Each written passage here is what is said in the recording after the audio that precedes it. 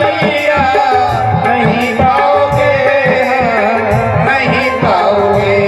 स्वाद ऐसा कन्हैया नहीं पाओगे, नहीं पाओगे। ऐसे प्रेमी सवलिया नहीं पाओगे, नहीं पाओगे। आज महाराज गोविंद भगवान रथ में बैठ करके चले गए हैं। गोपियां रथ की ध्वजा को देख रहे हैं कि शायद अभी भी उतर करके आ जाए, लेकिन अभी भी नहीं आया। आगे चल करके महाराज अक्रूर जी ने यमुना जी में स्नान किया। स्नान करके गोविंद से कहा, गोविंद मेरे घर चलो ना। लेकिन महाराज गोविंद ने कहा, काका अभी नहीं, लेकिन मैं आपके घर अवश्य आऊंगा। आगे चल करके महाराज गोविंद को मथुरा में प्रवेश करा दिया है। जैसे ही महाराज मथुरा में प्रवेश किए तो आज महाराज अतिथि गृह में उनको उबका दिया है। और इधर पीछे से महाराज नंद बाबा ग्वालवाल भी आ गए।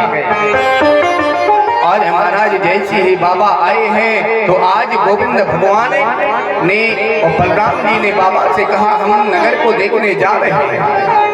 अब महाराज सभी ग्वालवाल और गोविंद भगवान नगर में भ्रमण करने के लिए जैसे ही निकले तो महाराज अट्टालियों से गोविंद का स्वागत हो रहा है। फूलों की वृष्टि हो रही है। जैसे ही महाराज ये स्वागत देखा तो ग्वालवाल कहने लगे, अरे लाला, आप लोग अगर आप हमको पहले ही ये बता देते कि इतना स्वागत होगा तो हम अच्छे अच्छे कपड़े पहन के आते। महाराज एक प्रसाद की डलिया पीछे ही रख दो, वहीं से भैया देते जाएंगे। एक तो बीच कथा से आप लोगों को जाना नहीं चाहिए। हाँ, आप लोग जा सकते हो, क्योंकि देखो ये हमारी जहाँ पर भी कथा होती है ये दादी मैया जरूर पधारती है। हम जमौनी से आई है। इनको प्रसाद दे दीजिए भैया, प्रसाद दे दो। माता जी प्रसाद ले लो। और महाराज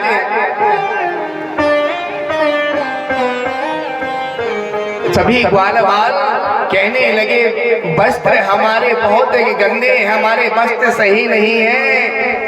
आप लाला ऐसा करो कि हमारी कुछ व्यवस्था करो। लाला ने कही ठीक है। आगे चल करके महाराज रजक धोबी के पास पहुंचे। उसके वस्त्र जो राजा के धुलता था महाराज सभी ब्रजवासियों को पहनाए, और रजक ने मना कर दिया तो उसको उसका उद्धार कर दिया है। उद्धार करके महाराज और आगे बढ़े। अब तो जो ब्रजवासी हैं जा रहे हैं तो जो मथुरा की धूल थी वो साफ हो रही है, गलियां साफ होती जा रही हैं। और महाराज अब गोविंद भगवान ने एक धोबी के पास गए हैं, एक टेलर के पास गए महाराज। उससे कहा, रजक नाम, उसके पास पहुंच करके महाराज उसने सभी वस्त्रों की फिटिंग की है। वो महाराज भगवान का बहुत बड़ा भक्त था। जैसे ही महाराज कपड़े बिल्कुल फिटिंग के हो गए तो आगे बढ़े हैं। कुब्जा मिल गई। कुब्जा से महाराज गोविंद ने चंदन लगवाया है, उसको सुंदरी बनाया है। और फिर और आगे बढ़े महाराज, जहाँ पर रंगशाला था, रंगशाला के पास पहुँच गए। पहुँच करके महाराज सीधे जहाँ पर धनुष रखा था, गोविंद पहुँच करके महाराज धनुष को उठाया है, उसको उसका खंडन कर दिया है।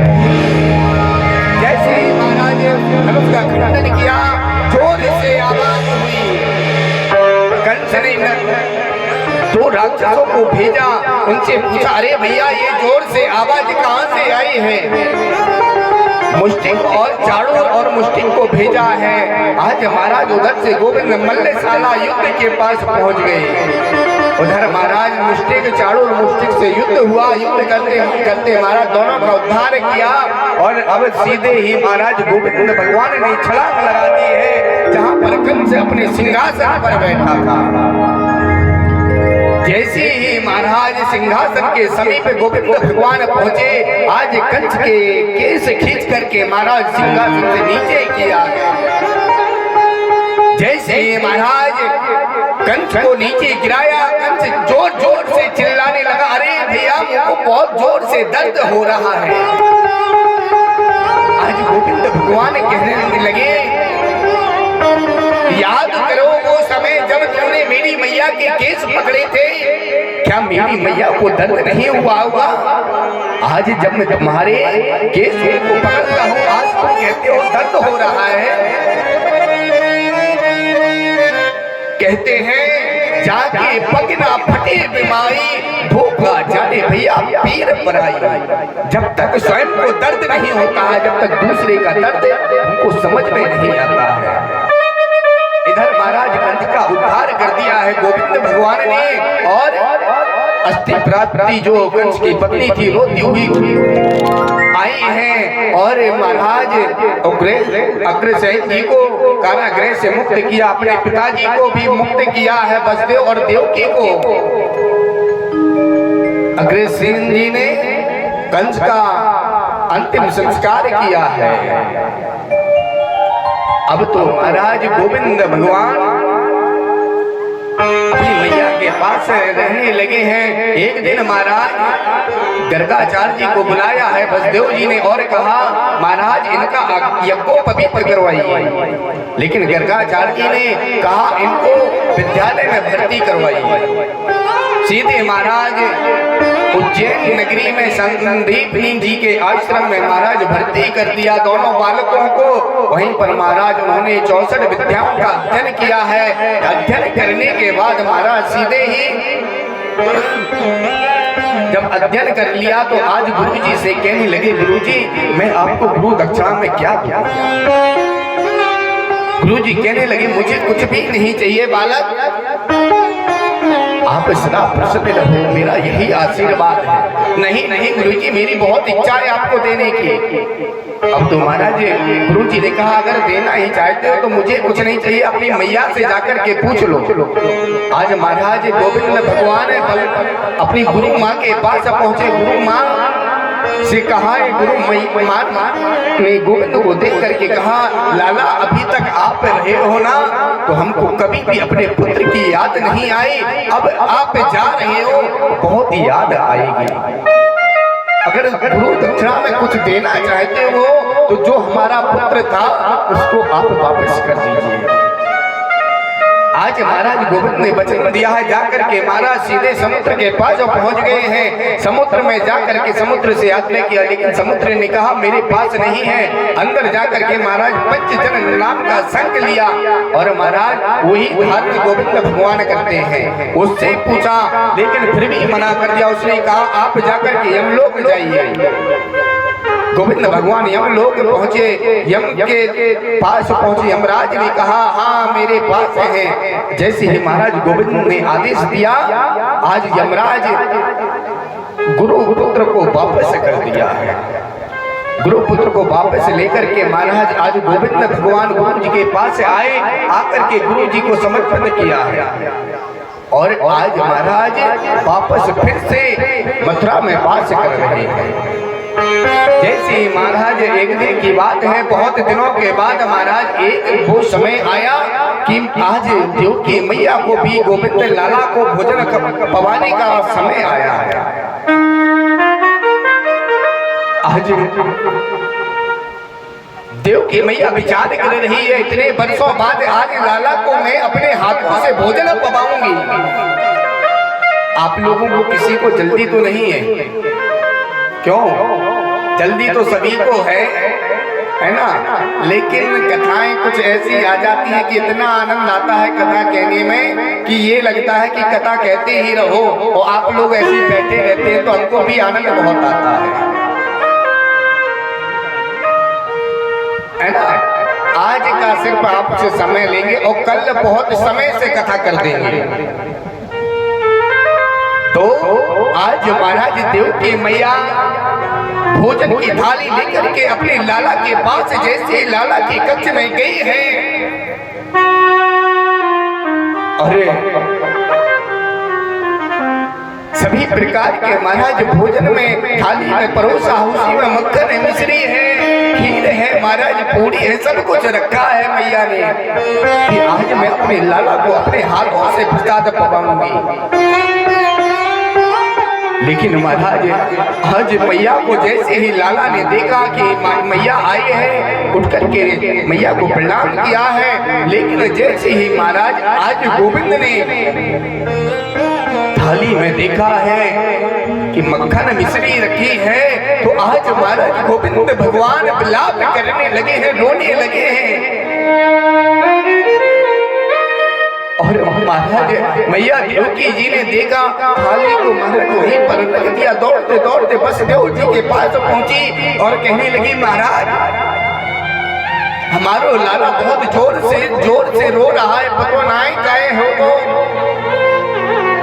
अरे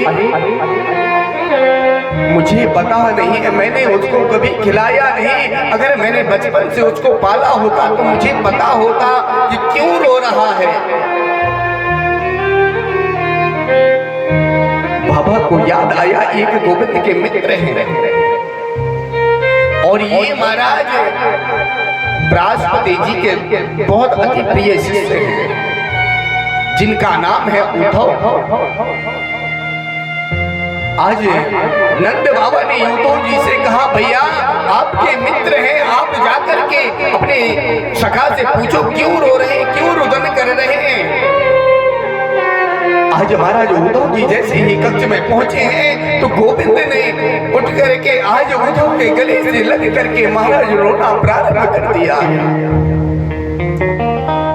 उद्धव जी ने लाला से पूछा अरे लाला क्या हो गया, क्यों आप विलाप कर रहे हो। अरे उद्धव क्या बताओ, जब से मैं ब्रज को छोड़ करके आया हूँ मुझे ब्रजवासियों की इतनी याद आती है, इतनी याद आती है, मैं क्या आपको बताऊं। लेकिन आज जब मैया देवकी मेरे लिए भोजन लेकर के आई, उसमें मैंने माखन का लौना देखा, तो आज मित्र आज मुझे अपनी मैया यशोदा मैया की याद आ गई। अगर मैं थोड़ा सा माखन कम खाता तो मैया पूछती लाला क्या हो गया है, अगर मैं दूध कम पीता लाला क्या हो गया है, पेट ठीक है तेरा, शायद नजर लग गई है, नजर उतारने लगती।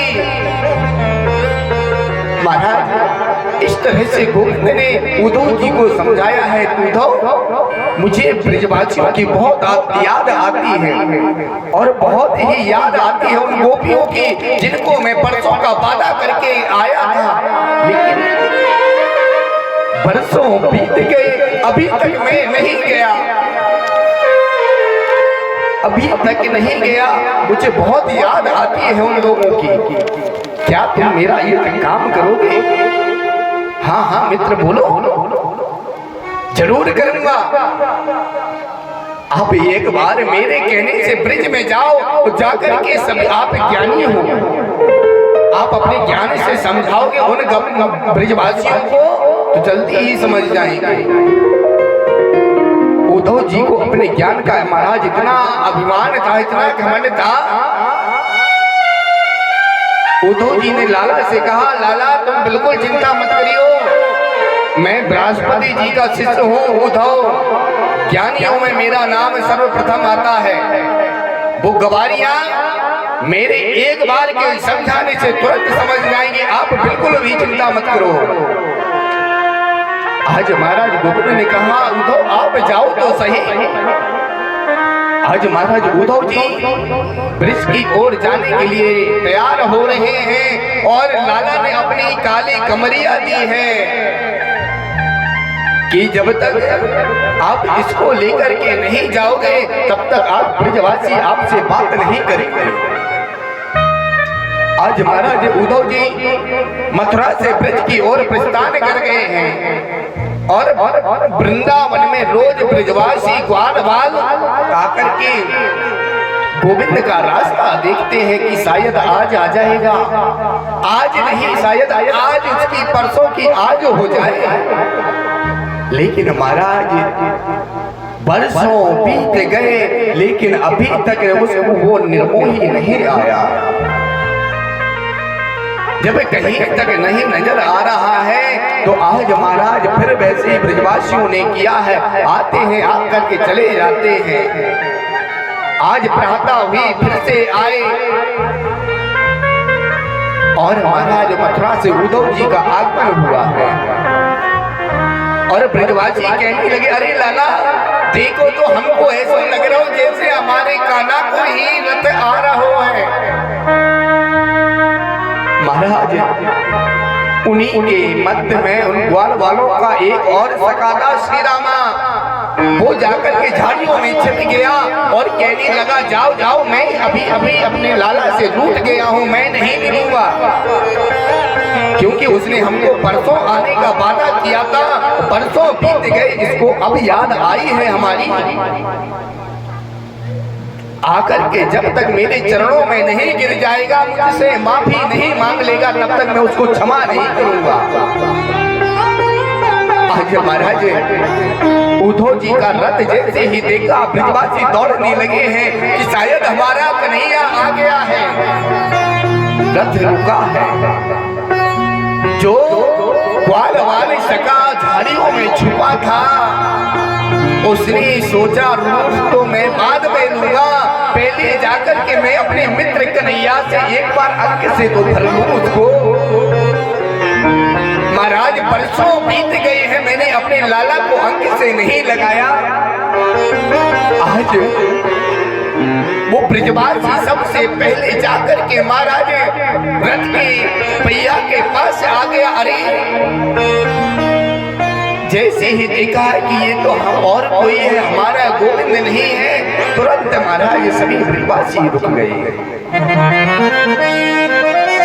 अरे भैया इधर से हमको नंदलानी के महल में जाना है, रास्ता कौन सा है? अब महाराज ब्रजवासी कहने लगे, आप कौन हो, कहां से आए हो? उद्धव जी ने कहा, भैया मेरा नाम उद्धव है और मैं तुम्हारे सखा कृष्ण का मित्र हूँ। मुझे उन्होंने भेजा, उनको आप लोगों की बहुत याद आती है, मैया की याद आती है, उन्होंने भेजा है। महाराज जैसे ही ब्रजवासियों ने सुना कि लाला को याद आई है तो खुद नहीं आया, अपने मित्र को भेजा। आज महाराज ब्रजवासियों ने कहा, मैया के घर जाने की रास्ता बहुत सरल हो गई है। आपको ये जल जो दिखाई दे रहा है, इसी जल के माध्यम से आप पहुंच जाएंगे जहां जल का अंत हो। महाराज वहीं यशोदा मैया का महल है। महाराज उद्धव जी मैया के पास पहुंचे हैं तो मैया अपने लाला को पालकी में सुला रही है। उद्धव जी ये सारा दृश्य खड़े खड़े देख रहे हैं। महाराज यशोदा मैया लाला को लोरी सुना रही है कि लाला सो जा, झूला झूला रही है। यशोदा मैया ने देखा है कि कोई आया है और यशोदा मैया कहने लगी, भैया बिल्कुल शांत रही हो, अभी अभी मैंने अपने लाला को सुलाया है, कहीं ऐसा ना हो तो जाग ना जाए। जैसे ही महाराज उद्धव जी ने ये बात सुनी है तो महाराज आज उद्धव जी के आंखों से अश्रु प्रवाहित होने लगे हैं। अब तो महाराज मैया को एकदम से होश आया कि मेरा लाला तो बरसों पहले मथुरा मुझे छोड़ करके चला गया, तो आज महाराज मैया धड़ाम से गिर पड़ी और महाराज उद्धव जी ने मैया को पकड़ा है, मैया को बिठाना जल जल का। अरे मैया क्या हो गया है? अरे भैया आप कौन हो, कहां से आए हो? मेरा नाम उद्धव है मैया और मैं तुम्हारे लाला का मित्र हूं, उनको आप लोगों की बहुत याद आती थी, इसलिए उन्होंने आपसे मिलने के लिए भेजा। आज महाराज उद्धव जी मैया से मिले हैं, बाबा से मिले हैं, सबसे हाल चाल लिए। और महाराज उद्धव जी ने मैया से पूछा गोपियां कहाँ हैं। महाराज गोपियों के पास उद्धव जी जब गए हैं तो आज सभी गोपियां एक झुंड लगा करके बैठी हुई हैं और सभी बीच में महाराज राधा रानी बैठी हैं। एक दूसरी गोपी आपस में प्रश्न करती है, एक दूसरी गोपी आपस में अपना स्वप्न सुनाती है। अरे गोपी, आज मेरी सपने में लाला आया और आया जैसे ही उन्होंने बांसुरी बजाई, सारी बांसुरी बजाई है और इतनी अच्छी मीठी बांसुरी बजाई कि सखी मेरी नींद खुल गई। जब मैंने देखा कि लाला इधर नहीं, इतने में महाराज दूसरी गोपी बोली, अरे गोपी, मुझे तो रात्रि भर में आज लाला के साथ में महाराज में रही हुई। दूसरी गोपी तुरंत ही बोली, अरे लाला गोपी, आज मेरे घर लाला आया और आकर के मेरे सीके से माखन चुराया और मैंने उसको बहुत माखन खिलाया।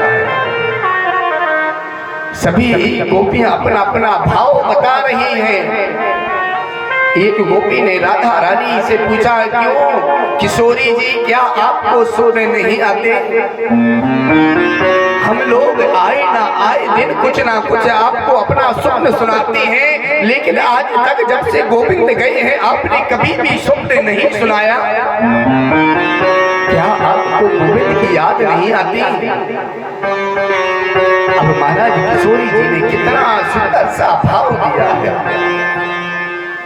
गोपियों से कहने लगी, अरे गोपी, याद तो तब आए ना जब मेरी नींद आए।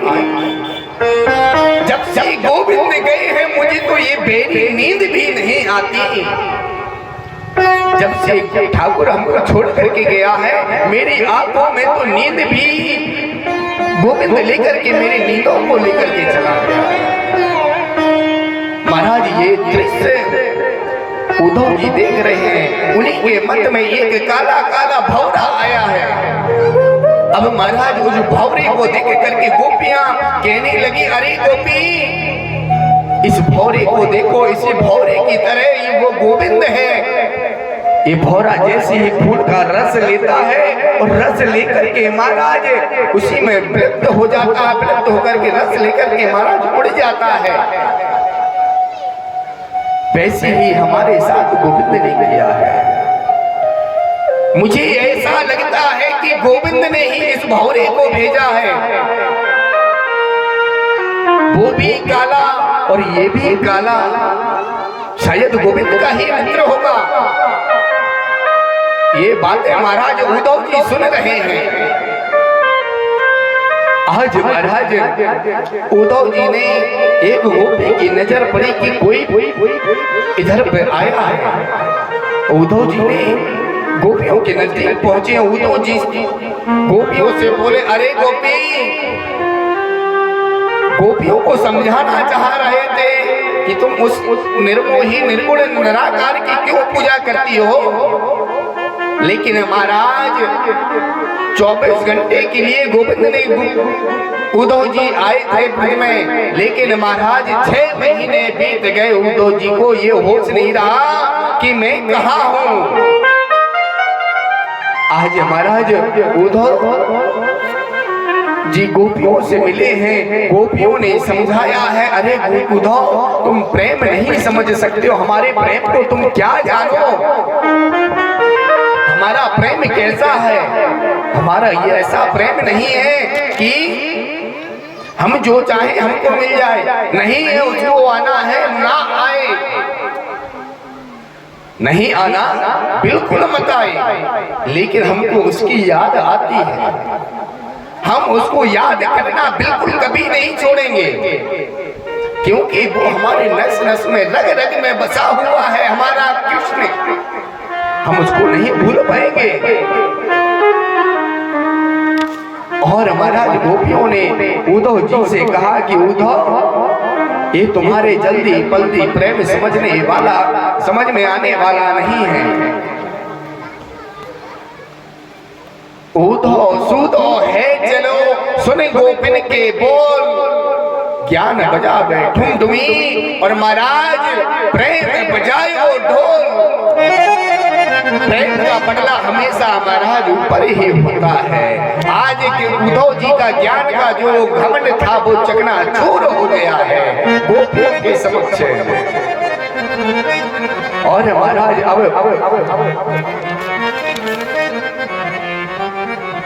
गोपियां कहने लगी हैं, ये तो प्रेम की बात है उद्धव, बंदगी तेरे बस की नहीं है। ये तो प्रेम की बात है उद्धव, बंदगी तेरे बस की नहीं है। ये तो प्रेम की बात है उद्धव, बंदगी तेरे बस की नहीं है। ओ यहाँ चल देखे, यहाँ चल देखे, ओ यहाँ चल देखे होते सोने। आस की इतनी सस्ती नहीं है। ये तो प्रेम की बात है उद्धव, बंदगी तेरे बस की नहीं है। जय हो।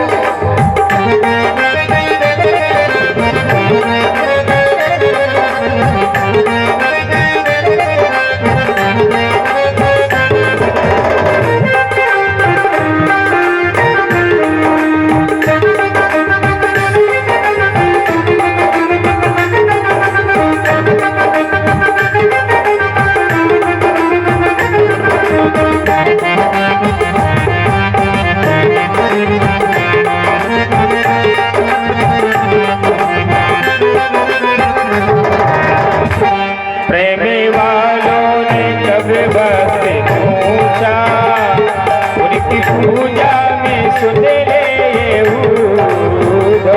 प्रेमी वालों ने कब वक्त पूछा, उनकी पूजा में सुन ले उद्धव। ओ प्रेमी वालों ने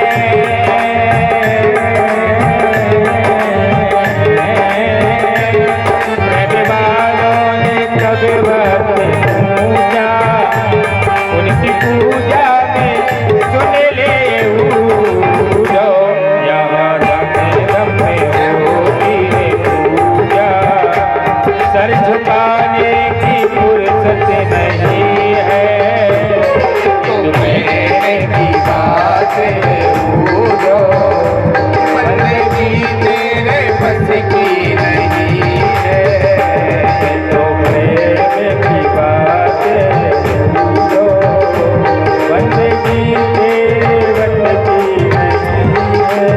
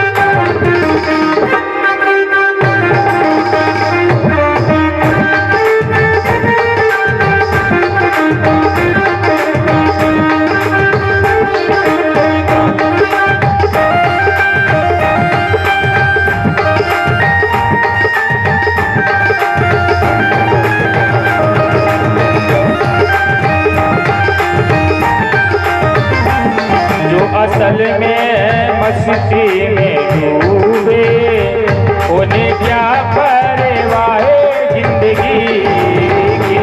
जो असल में मस्ती में डूबे, उन्हें क्या परवाह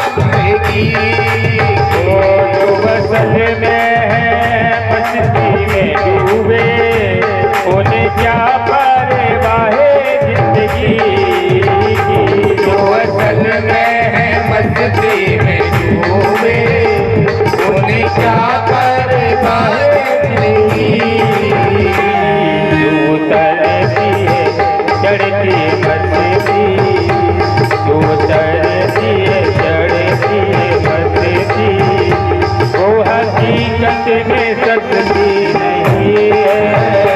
ये तो प्रेम की बात है उठो बंदगी तेरे बस की नहीं है। जय हो।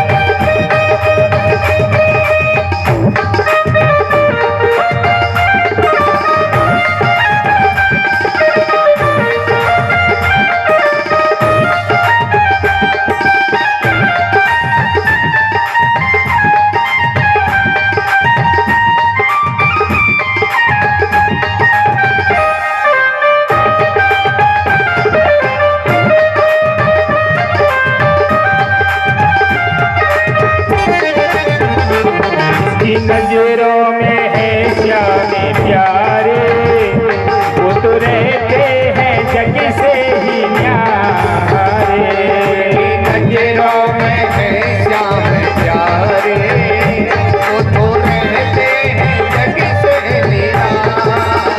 वो जिनकी नजरों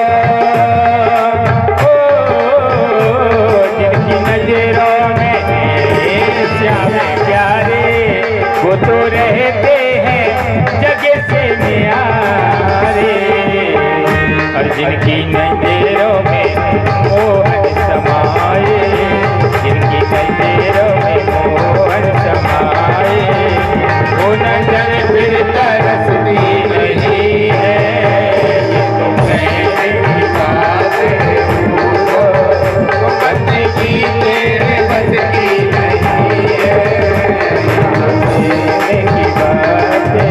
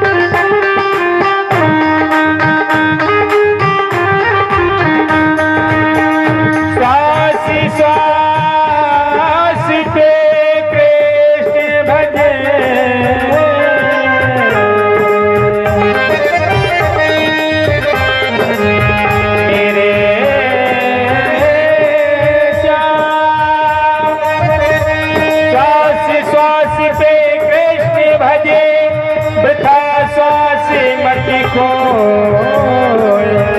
ना जाने बसास की तेरे आवन हो न हो प्रेमी वालों ने कभी वक्त पूछा उनकी पूजा में सुन रे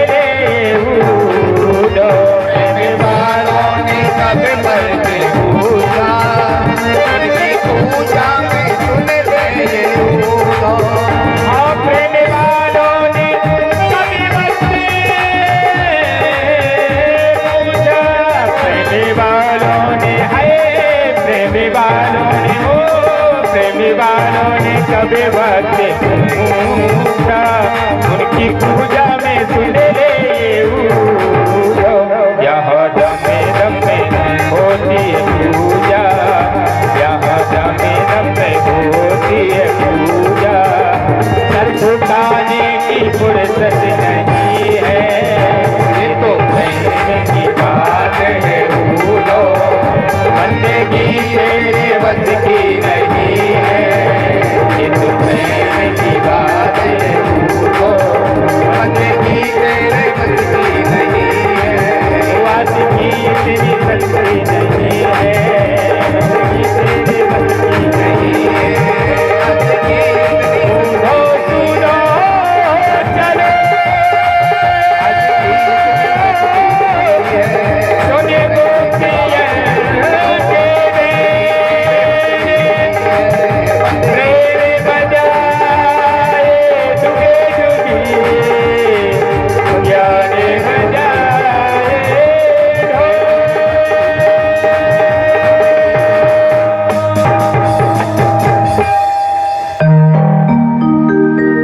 आज महाराज उद्धव जी का जो ज्ञान था महाराज पूरा का पूरा ब्रह्मंडल में रह गया है। जो ज्ञानी अपने आप को मानते थे वो ज्ञानी महाराज पता नहीं किस कोने में ज्ञान उनका धरा रह गया।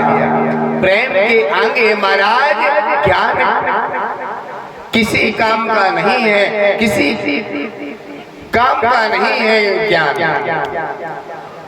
सबसे ज्यादा महाराज प्रेम की उपाधि दी गई है। प्रेम से जो हमको भगवान प्राप्त हो जाते हैं वो ज्ञान से नहीं होते।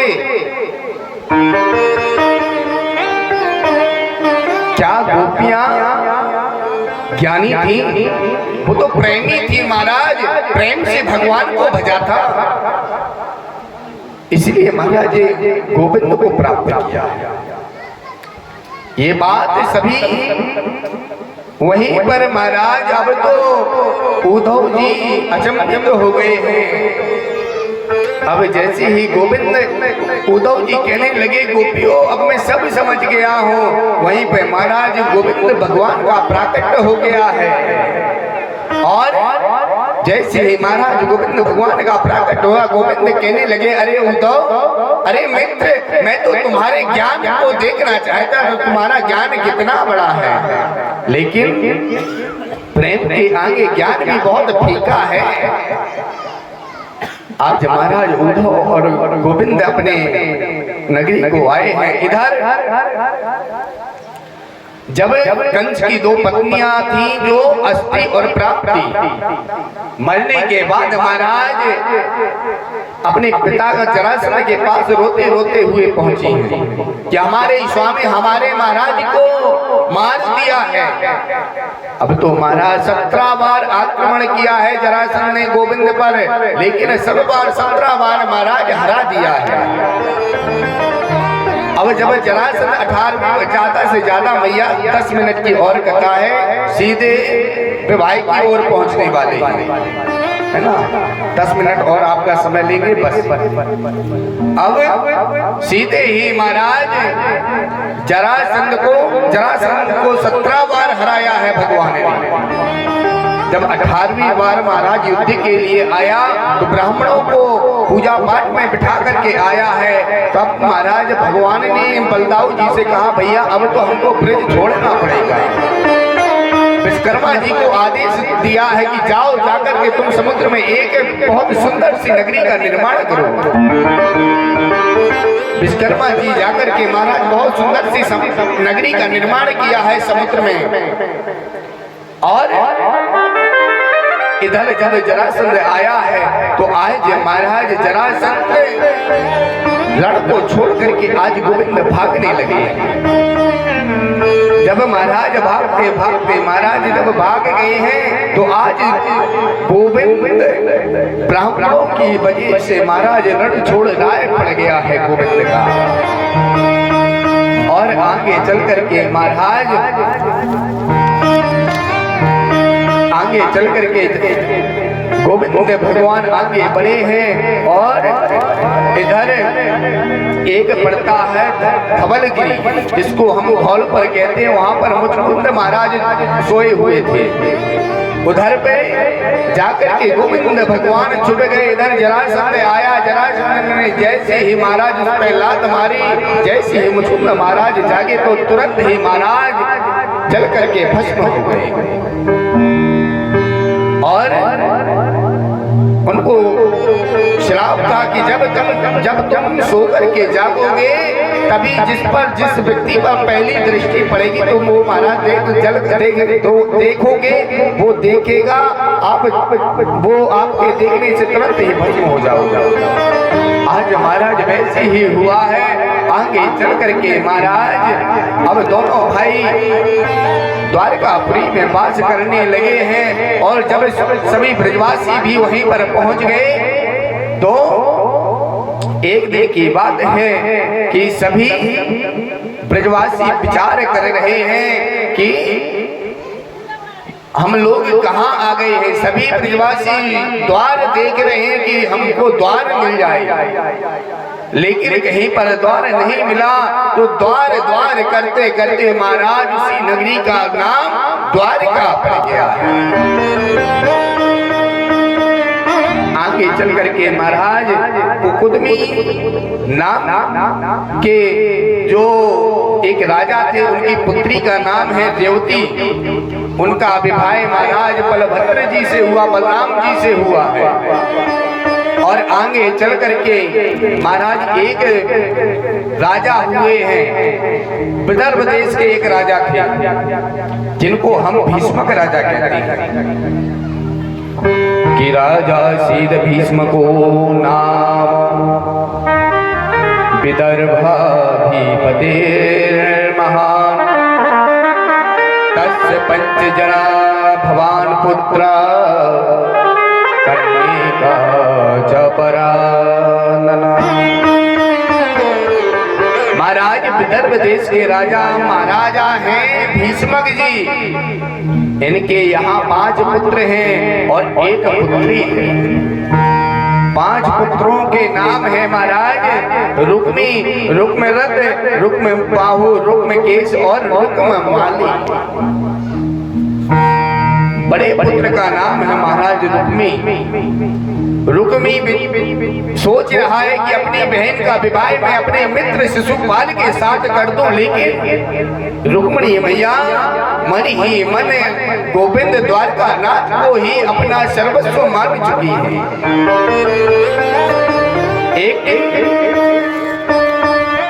जब सभा में भी रुक्मी ने कहा कि मैं अपने मित्र के साथ मैं अपनी बहन का विवाह करूंगा, तो महाराज रुक्मिणी मैया को बहुत दुख हुआ और महाराज आज अपनी भाभी मैया के पास आई है।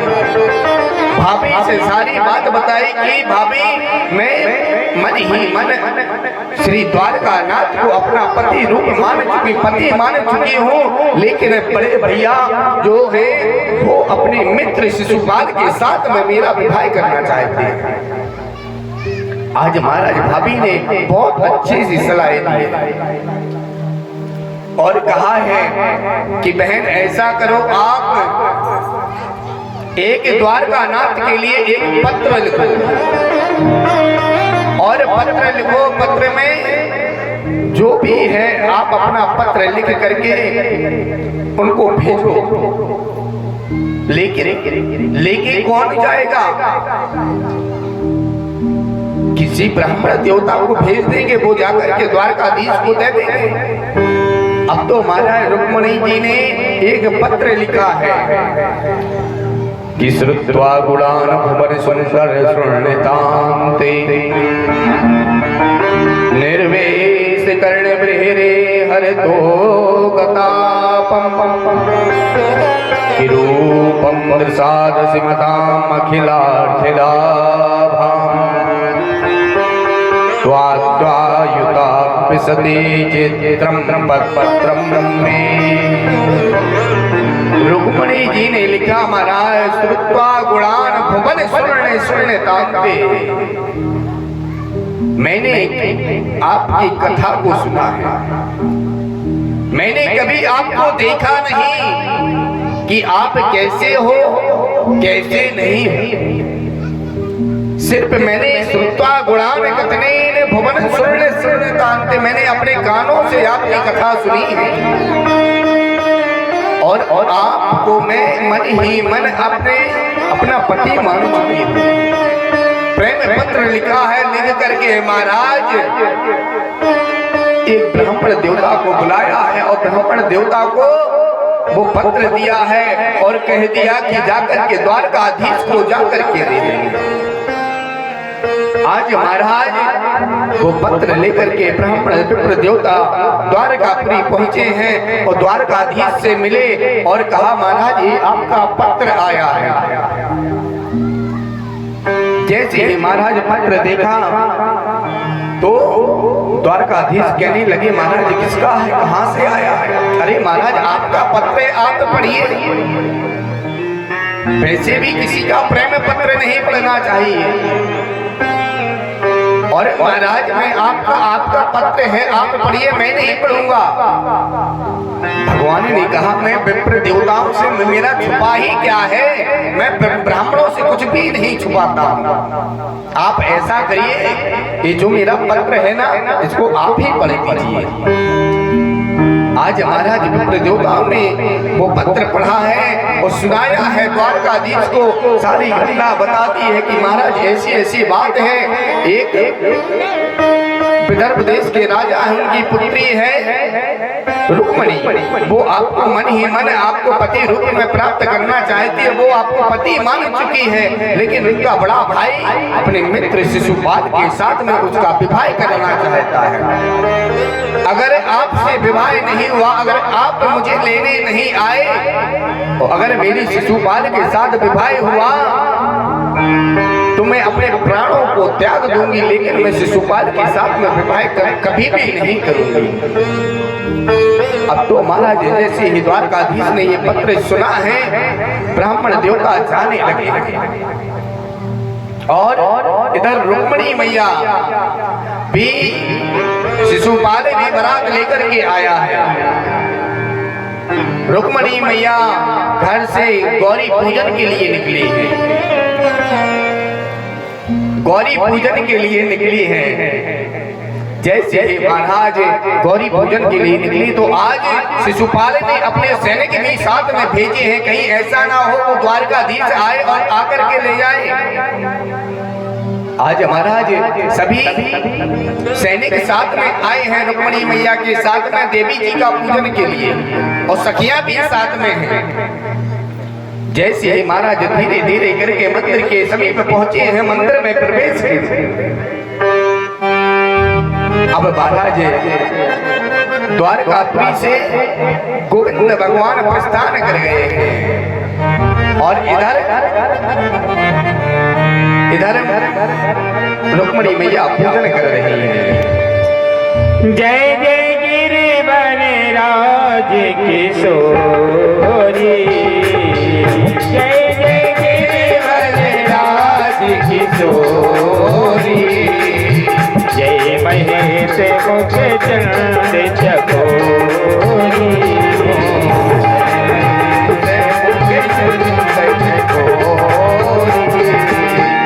जय गज बदने सदानंद माता, जय गज बदने जगत जननी दामिनी दुर्गाता, जगत जननी दामिनी दुर्गाता, ओ देवी पूजे पद कमल तुम्हारे, देवी पूजे पद कमल तुम्हारे, ओ सुरिनर मुनि सब होए पुकारे, सुरिनर मुनि सब होए पुकारे, सुरिनर मुनि सब होए पुकारे। आज महाराज रुक्मणी मैया गौरी मैया का पूजन कर रही हैं और पूजन करते करते महाराज गौरी मैया से माना है, पर मांगा है कि हे मैया मुझे आप वर दे दो कि मुझे द्वारकाधीश ही पति रूप में प्राप्त हो। आज महाराज द्वारका में देवी मैया के गले से एक पुष्प गिर गया। जैसे ही गिरा है तो आज मैया समझ गई है और आज महाराज द्वारकाधीश भी मंदिर में आ गए हैं। बिने प्रेम बसी भई भवानी खसी वाले मूर्ति मुस्कान मने जाहे राज्यों में लही सोभर सहज सुंदर साविरो करुणा निधान सुजान शील सचने जानत नाम यही भांति गौरी आशीष सुने हरि श्री तुलसी भवानी पूजे पुण्य पुण्य मुदित मन मंदिर जगी मुदित मन मंदिर जगी मुदित मन जान गौरी अनुकूल से ही हर सुन जाए कहीं मंगल मंगल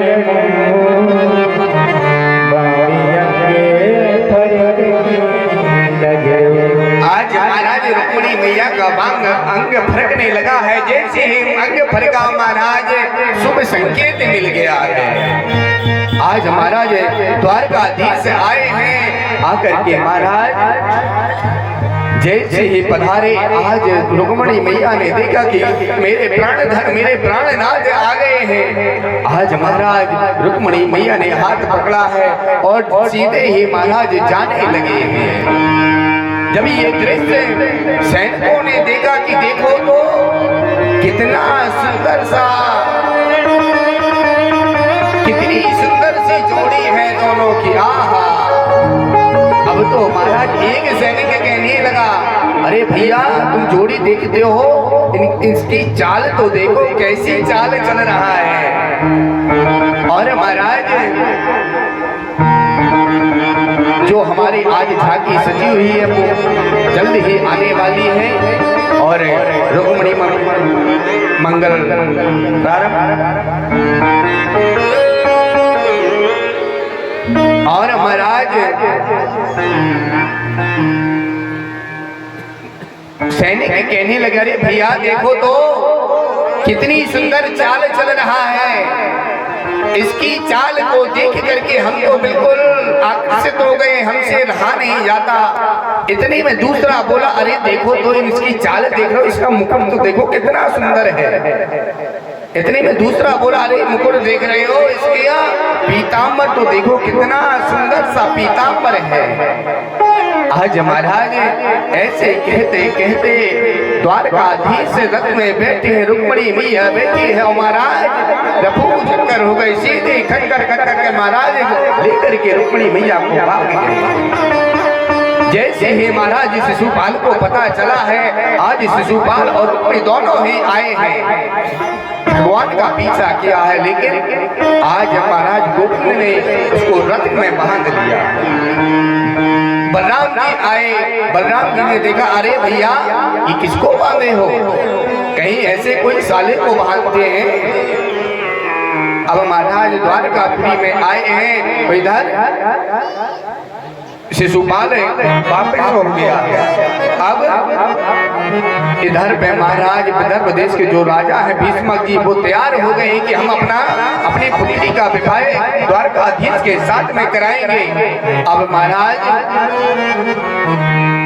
पुनः विवाह की ओर बढ़ते हैं। अब हमारे मध्य में एक बहुत सुंदर सी झांकी आएगी और आप सभी लोग दर्शन करेंगे। जब तक हम लोग एक भजन का आनंद लेते हैं,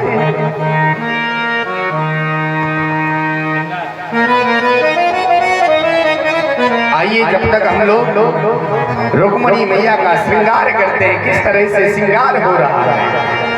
आओ मेरी सखियों मुझे मेहंदी लगा दो।